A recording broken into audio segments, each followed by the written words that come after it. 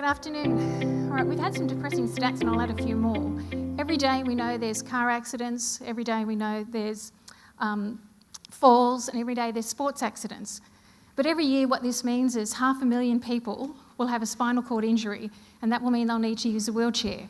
Now there's 85 million wheelchair users in the world, but I just want to concentrate on the spinal cord injury at the moment. What does it cost to Australia? It's $2 billion a year. What does it cost in the United States? It's $107 billion a year to look after. So in your first year when you're using your wheelchair, there's a 70% chance that you're going to get shoulder injuries. There's a 50% chance that you're going to have poor cardiac health and that you're going to struggle with your weight. And the saddest thing is if we don't manage this really well, you'll have half the life expectancy. So we've got to move it, baby, move it. That's what we've got to do. So let's go to the wearable industry. 94 million wearables were sold last year. So how many wants to guess how many were sold that was suitable for someone who uses a wheelchair? Zilch, zacco, not one. 94 million and none suited. Why? Because we build wheelchair for the dynamic movement of walking. It's not meant for how you propel a wheelchair.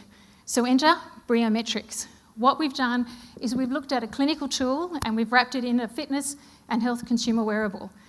We've worked with Prince of Wales, Royal Ride, our Paralympians, and together we've been able to develop algorithms and measurements.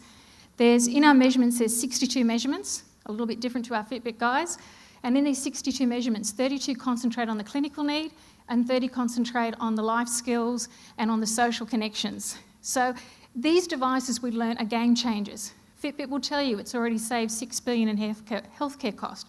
For us, what we're able to do is we can actually measure the person in the wheelchair and we can actually measure the wheelchair and we can send out alerts. So for example, when muscle fatigue is starting to happen, we can alert them. When something is happening to the bearings on the wheelchair, we can alert them. Why does this make a difference? It affects propulsion, and propulsion is the beginning and the essence of keeping a great life going. So one of the things is there's lots of measures, and I take my hat off to our team who've developed all the algorithms. We've even worked with the Australian rugby wheelchair team. Has anyone seen wheelchair rugby? Yeah. Well, what did the guys ask us for? A smash-o-meter. So we've developed the smash-o-meter for the rugby team. And they don't call it murder ball for nothing. So where we stand at the moment is it's incredibly enjoyable working with everyone in this community. We're now at beta testing where we're bringing ourselves up to 1,000 users. And what does 1,000 users mean? We can actually start now doing research. So our team will be able to release our first paper, which we're going to look at muscle fatigue. The University of Sydney, the University of Wollongong and the University of Illinois are joining us and looking at research to help make significant differences in this marketplace. So after we've done this ramping up, we get a chance to be our own little form of a rock star. For the first time ever, do you know in January on Australia Day, they have the race around the rocks with the wheelchair athletes. Their international athletes will join up. This is the first time ever the data will be live and relevant to a wheelchair person. So we're extremely excited about that. And Natalie, 3 minutes. Oh, I'm sorry. Okay, our 3 minutes are up. So let me be just very quickly. One of the things we do is we call these people wheelchair pilots because often we hear the term people say you're wheelchair bound, and they're not bound. The French use the term pilot if you're in a bike, in a plane, in a paraglide, or you're hang gliding. And they say you have the destiny in your hands, and that's why these guys are pilots.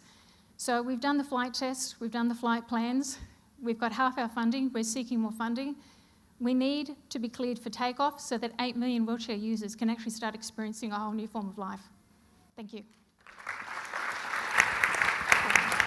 Awesome. Thank you.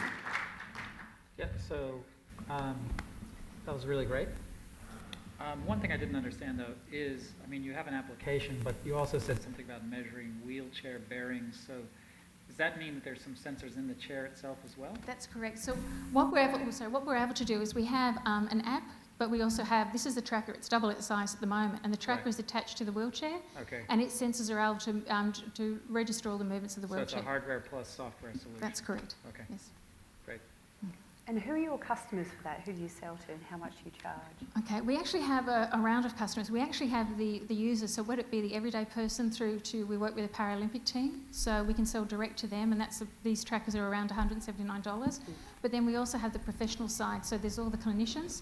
So they have a professional package which is web-based where you can actually compare like a lot of the athletes or a lot of their clients together. You can monitor them remotely. So that package will be around $8.99 for them. And so the competition at the moment, there's only one that was invented 10 years ago, and that's $20,000. Right.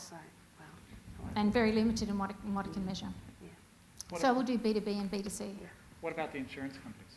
The insurance companies, we're actually now in communication with Allianz, and they're working with us to do a pilot study now to look at the impact that it can have on lowering the healthcare cost.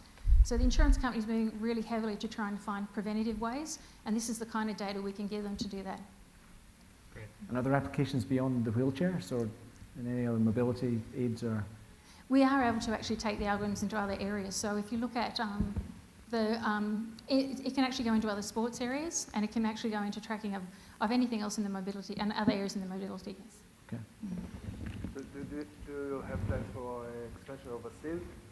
Yes, we do. One of our business partners is overseas, and at the moment we're working with one of the largest retail manufacturers in the USA, and they're doing some of the beta testing with us. We're also with one of the Paralympians is now a PhD and doing the research with us. So we're working very closely with the USA market. Okay. Cool with that. Thank you, Natalie. Thank you. Awesome.